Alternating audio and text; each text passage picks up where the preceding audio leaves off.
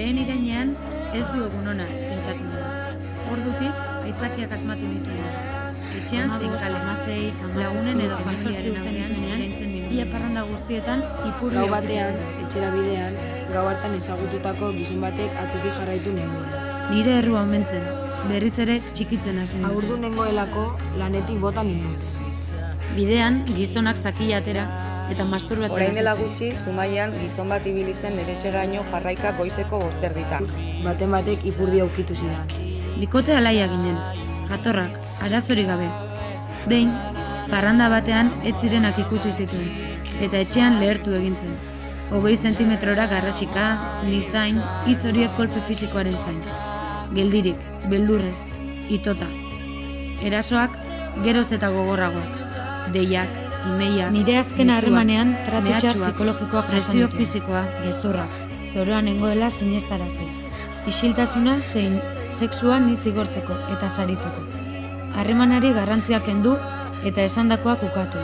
12 Eta urte azaltze inguru asko nituen. kostatzen den Goiz batez, eguneroko gauza eskolara txiki bidean, pilas. mutil bat hurbildu, atzetik heldu, titiak ukitu eta mesprotxuz. Pero si no tienes tetas. Nire lagun on baten bikoteak ipurdia ukitu zidan, eta momentuan ez nuen jakin nola erantzun. Guztiz blokeatuta sentitu nintzen.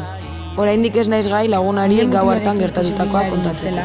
Inmobiliariakoak tenderetea ikustera eraman ninduen, niri bakar. Gatzak ireki, sakila atera eta ukitzen hasi zen.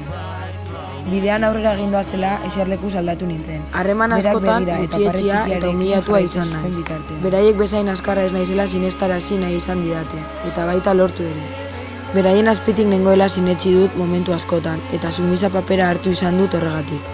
Hala bukatu beti beraien esanetara egoten, guztiz, eta momentuan ez nuen jakin nola erantzun. Desde mi niñez me han violentado de diferentes formas, con gritos, discriminación, desplantes y lo más grave, abuso sexual por parte de un familiar. Me llevó casi 50 años materializar este hecho, lo que me costó una gran depresión y etcétera. Bera gustora geratzeko egin nuen. Negarriz amaitu nuen eta bera gustora gelditu zenez, Conocí al padre de mi hija y resultó ser otra forma de castigo. La violencia comienza con las mentiras, las desacreditaciones, las humillaciones, los gritos, llegando a la agresión física con 8 meses de embarazo. Después de todo esto, tienes que seguir sintiéndote que eres culpable. Pertsona honek egindako mina oso zaila da hain gaizki tratatu zaituen norbaitekiko dependentzia ustea. Bera izan da denbora luze batean zu ondo, zeruan, eta gaizki, infernuan, egotea eragin duen.